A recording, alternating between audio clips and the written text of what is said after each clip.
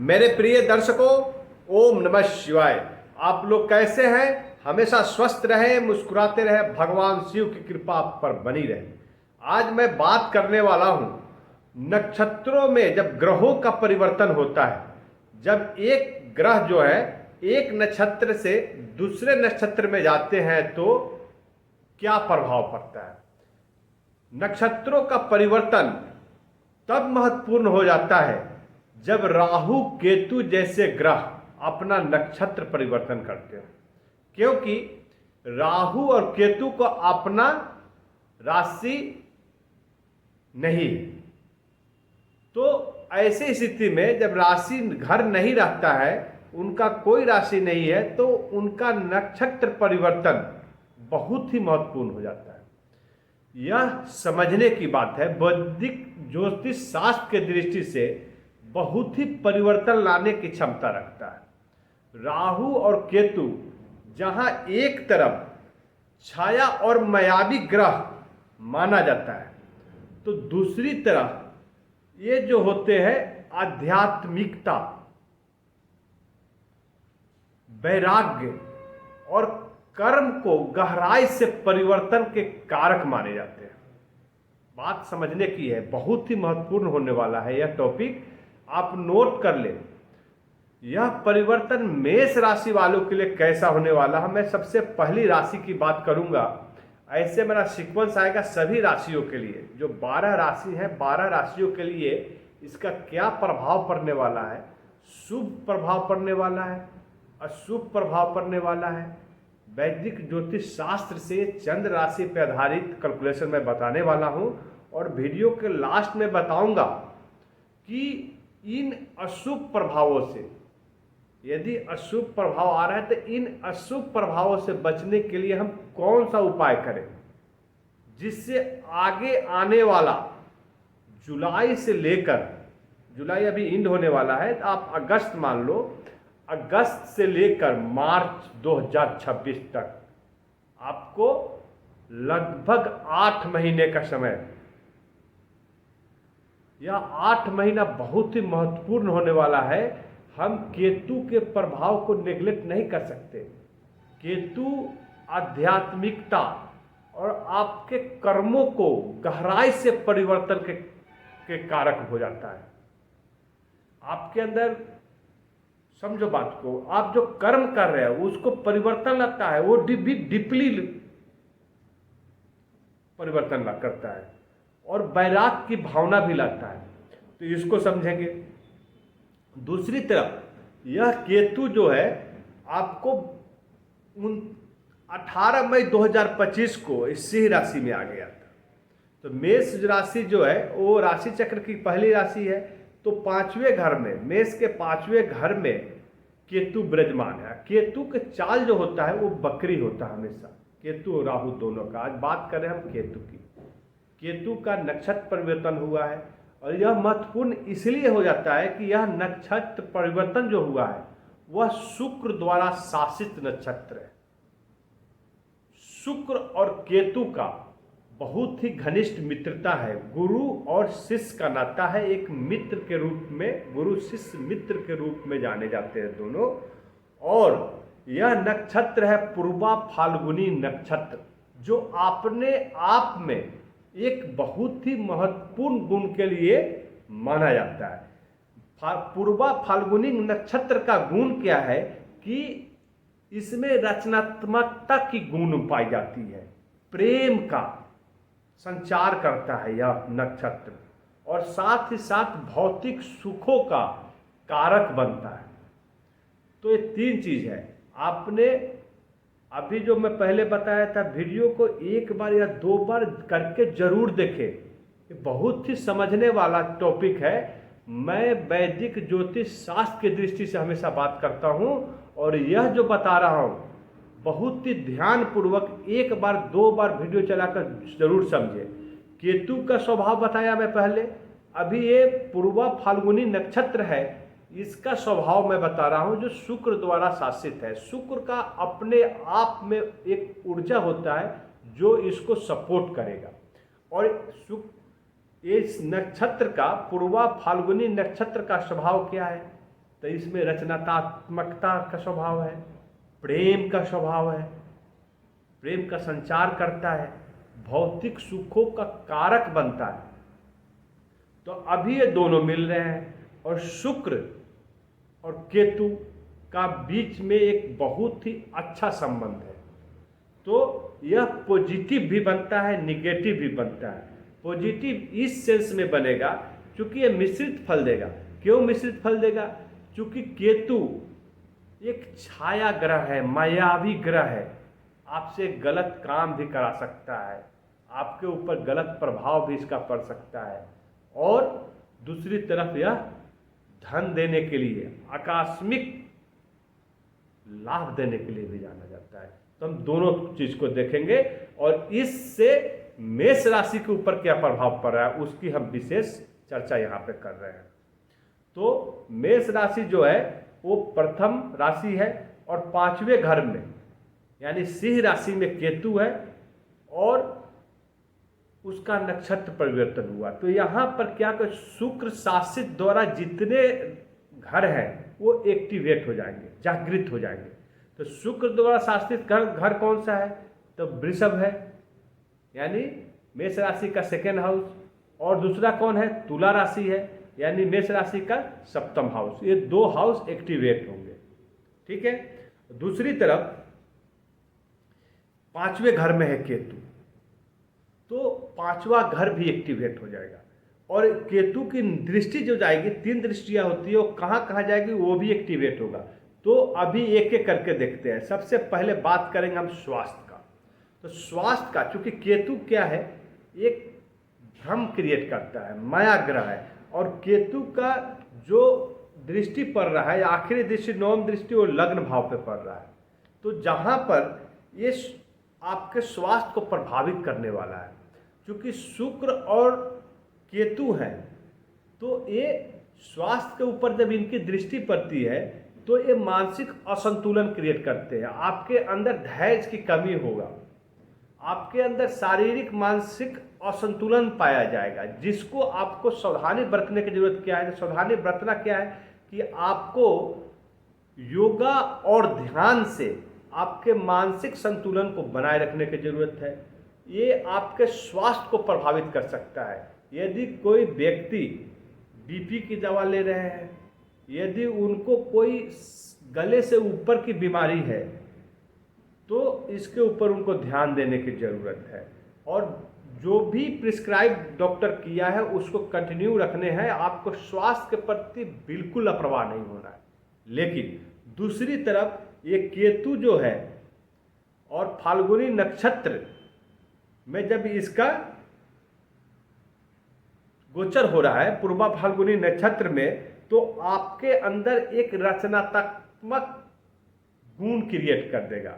यदि आपके अंदर रचनात्मक जो भी गुण है उसको बहुत ही प्रभावित करेगा, यह उभर के आपके अंदर आएगा, जिससे कला, आर्टिस्ट हैं, जो लेखन है, राइटर हैं, कहानीकार हैं, कविता लिखने वाले हैं, स्टोरी राइटर हैं, अभिनय जो एक्टिंग करते हैं, इन सभी लोगों का प्रतिभा बढ़ जाएगी, उनमें कुशलता बढ़ जाएगी, उनके अंदर कौशल भर के आएगा। क्योंकि ये 5वें घर में जो विद्या के लिए जाना जाता है, उनके गुणों को बढ़ाने के लिए केतु, उनके अंदर कौशल, जो फाल्गुनी नक्षत्र है, पूर्वा फाल्गुनी नक्षत्र का ही स्वभाव है कि आपके अंदर जो रचनात्मक गुण है उसको बढ़ा देगा। और शुक्र की ऊर्जा भी आपके अंदर बेमिसाल भरकर आपके इस गुण को 8 महीने के अंदर उच्चतम से उच्चतम शिखर तक पहुंचा देगा। तो ऐसे जातक जो मेष राशि के जातक हैं, इन कार्यों में लिप्त हैं, कला में, लेखन में, अभिनय में, कोई आर्टिस्ट है, तो यदि ऐसा है तो आप अपने कार्यों के प्रति समर्पित रहें और बहुत ही ध्यानपूर्वक, बिना भटके हुए, आप अपने लगन के अनुसार अपने काम को करते रहे। आपको उच्चतम से उच्चतम शिखर तक 8 महीने के अंदर केतु लेकर जाएगा। दूसरी तरफ जो भी जातक हमारे मेष राशि के हैं, लव रिलेशनशिप स्थापित किए हुए हैं, उनका प्रेम संबंध जो है प्रगाढ़ होने वाला है। लेकिन एक चीज का ध्यान रखना है, आपको केतु की दृष्टि जो है शुक्र द्वारा साथी तुला राशि वहां पे भी एक्टिवेट हो रहा है, तो केतु कहीं भी दूसरी तरफ भ्रम भी क्रिएट करता है। तो आपको अपने जीवन साथी और लव पार्टनर के बीच में मतभेद नहीं हो, इसका आपको ध्यान रखने की जरूरत है। भ्रम नहीं होना चाहिए, एक दूसरे की बात को समझने की जरूरत है, तो इसका विशेष ध्यान रखें, नहीं तो संबंध विच्छेद भी हो सकता है। यदि संतान की प्राप्ति रखने वाला जो भी हमारे विवाहित पुरुष और उनकी जो भी पारिवारिक रिलेशन है और संतान प्राप्ति की आशा कामना रखते हैं, तो यह 8 महीने का जो समय है ये उनके परिवार में खुशहाली ला सकता है। संतान की प्राप्ति जो अभी तक विलंब हो रहा था किसी कारणवश, तो ऐसा योग बन रहा है जिससे यह समय आपके अनुकूल होगा। आप अपने अनुसार जो भी कार्य करते हैं, अब लग्न के अनुसार यदि आपके अंदर कोई प्रॉब्लम है तो डॉक्टर से चेकअप कराना, यदि आपको अपने खान पान स्वास्थ्य पे ध्यान देना और समर्पित रहे कार्य के रूप में, तो आपको जरूर सफलता मिलेगी। स्वास्थ्य का बात कर लिया, संबंध का बात हो गया, अभी हम बात करेंगे धन का, आय का, लाभ का। तो केतु जो आकस्मिक लाभ देने के लिए जाना जाता है, और ऐसी स्थिति में जब पूर्वा फाल्गुनी नक्षत्र में केतु का गोचर हो रहा है और यह लगभग 8 महीने के लिए है, तो यह गोचर आपके धन से आपको भरने वाला है। जरूर नोट कर ले, आपको आकस्मिक लाभ होगा। सट्टा, लॉटरी, आपको शेयर मार्केट में जो भी आप इन्वेस्टमेंट किए उसमें लाभ की प्राप्ति होगा। एक चीज का ध्यान देना है आपको कि जल्दबाजी में कोई काम नहीं करे, भ्रम में कोई काम नहीं करे, सोच विचार को ही कदम उठाना है। और साथ ही साथ जो ये सेकंड हाउस है मेष राशि का, उसको भी एक्टिवेट कर रहा है, तो वो धन का घर होता है, तो आपके पास धन आने वाला है और बीच बीच में आपको कहीं से बड़े लाभ का भी प्राप्ति हो सकता है।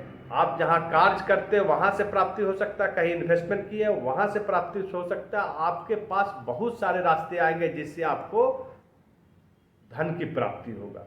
लेकिन दूसरी तरफ केतु जो है आपके लग्न भाव पर जो दृष्टि जा रहा है, तो स्वास्थ्य में आपका खर्च नहीं बढ़ जाए, क्योंकि केतु क्या होता है, वैराग की भावना भी लाता है। तो दूसरी तरफ यह नुकसान भी पहुंचाने के लिए जाना जाता है, क्योंकि ये छलिया ग्रह है, मायावी ग्रह है, गलत तरीके से आपसे काम कराकर आपको धन की प्राप्ति करेगा। तो यदि आप अपने गलत तरीके से काम करते हैं, जल्दबाजी में काम करते हैं, रातों रात बड़े बड़े सपने देखते हैं, बड़े बड़े धन की आशा रखते हैं, तो उस रूप में बहुत सारे लोग गलत काम भी कर बैठते हैं। तो ऐसा नहीं करें, नहीं तो केतु क्या धन की प्राप्ति तो छोड़ो, आपको लेकर डूब जाएगा, क्योंकि यह भ्रमित कर देता है। आपके अंदर सामने क्या धन का आडंबर खड़ा कर देगा कि यहां से धन आएगी, यहां से धन, आपसे गलत रास्ते पे लेके चला जा सकता है। तो हमेशा अपनी सोच, अपनी कुशलता, जिसके लिए मेष राशि जाना जाता है, साहसीपना और अच्छे कर्म को छोड़ना नहीं। इस चीज को छोड़कर दूसरी तरफ नहीं जाना है। इसी रास्ते से धन दिलाएगा केतु, क्योंकि ऐसा हो चुका है, ऑलरेडी गोचर हो चुका है पूर्वा फाल्गुनी नक्षत्र में, जो एक सौम्यता के लिए, रचनात्मक प्रकृति के लिए, भौतिक सुखों के लिए दाता के कारक माना जाता है। तो स्थिति उत्पन्न हो गई है, 8 महीने में आपको सब कुछ मिलेगा। आपको अपने सही और गलत की पहचान रखने की जरूरत है। साथ ही साथ दूसरा बात बताऊंगा कि आपका संबंध में विच्छेद नहीं हो, आपको वाणी पे कंट्रोल रखने की जरूरत है, क्योंकि सेकंड हाउस वाणी का भी है, कुटुंब का भी है। तो वाणी आपका कठोर नहीं हो, आपके अंदर ऐसी भावना नहीं आ जाए कि आप ही सब कुछ कर रहे हैं, दूसरा नहीं कर रहा है, ऐसे में संबंध विच्छेद होगा। तो केतु एक तरफ देता है तो दूसरी तरफ छीन लेता है। तो यहाँ पर ऐसा नहीं होना चाहिए कि आपको धन की प्राप्ति तो हुआ लेकिन संबंध का विच्छेद हो जाए, क्योंकि संबंध का अकेला रखकर धन प्राप्त करने से कुछ नहीं होता है। आय लाभ, केतु की जो दृष्टि पड़ रही है आपके आय लाभ भाव पे पड़ रही है, तो आय लाभ का बहुत सारे स्रोत होंगे, आएंगे। भाग्य के पर, धर्म पे, तो ये वैराग्य की भावना आपके अंदर लाएगा। आप अपने कर्मों से विमुख होना चाहेंगे, तो आपको हमेशा ध्यान रखना कि अपने कर्मों से विमुख नहीं होना है, डिटैचमेंट नहीं होना है, अपने अध्यात्म के प्रति समर्पित रहना है। आपको अपने इष्ट देवता का हमेशा पूजन कीर्तन जरूर करना है, इससे ही आपको फल की प्राप्ति होगी। तो ओवरऑल यह 8 महीना आपके लिए धन का भंडार खोल देगा। संबंध अच्छे होंगे यदि आप अपने वाणी पे कंट्रोल रखते हैं। संतान की प्राप्ति होगी, आप कोशिश करें जरूर। दंपति प्रेम संबंध बढ़ेंगे, प्रगाढ़ होंगे। जो लव रिलेशनशिप में है उनके लिए बहुत ही उत्तम समय में है, वैवाहिक बंधन में बंधेंगे। चौथी बात आपको जरूर नोट कर ले, स्वास्थ्य पे जरूर ध्यान देना है। स्वास्थ्य को इग्नोर नहीं करना है, क्योंकि स्वास्थ्य के रूप में आपके लिए अच्छा समय 8 महीना नहीं दे रहा है। तो ये पॉजिटिव चीज़ है, निगेटिव चीज़ है। अब इस निगेटिविटी को, जो अशुभ प्रभाव है, इसको कैसे दूर कर सकते हैं, कौन सा उपाय करें, आप नोट कर लें। आप मेष राशि के जातक हैं, आपके स्वामी ग्रह मंगल है, अर्थात हनुमान जी की आराधना आपको करने की जरूरत है। आप प्रत्येक मंगलवार को कम से कम इस पूरे 8 महीने नोट कर ले, प्रत्येक मंगलवार को हनुमान जी के मंदिर में जाए, वहाँ उनका पूजा आराधना करे, और हो सके तो कम से कम 11 बार हनुमान चालीसा का पाठ करे, और लाल चंदन हनुमान जी को अर्पित करे, और अपने तिलक उसका करे, लड्डू का पीला या लाल रंग का जो बेसन का लड्डू होता है उसकी चढ़ावा चढ़ाए और बच्चों में बांट दे। यदि ऐसा करते हैं पूरे 8 महीना, तो आपका यह 8 महीना का समय बहुत ही शुभ होगा। दूसरा उपाय है महादेव की पूजा आराधना। क्योंकि जो महादेव का उपासक होते हैं उनको राहु केतु कुछ नहीं कर पाता है। तो राहु केतु के अशुभ प्रभाव से यदि बचना हो तो महादेव के शरण में चले जाओ। तो प्रत्येक सोमवार को आपको शिव मंदिर में हो सके तो जाए, वहाँ पर उनको जल अर्पित करे, और साथ ही साथ बेलपत्र चढ़ाए, और नमः शिवाय का 1 माला 108 बार जाप करें। यह 2 उपाय मैं बताया, जो हो सके तो करो। कम से कम 1 उपाय भी आप करते हैं, दोनों उपाय कर ले तो बहुत ही उत्तम सर्वश्रेष्ठ है।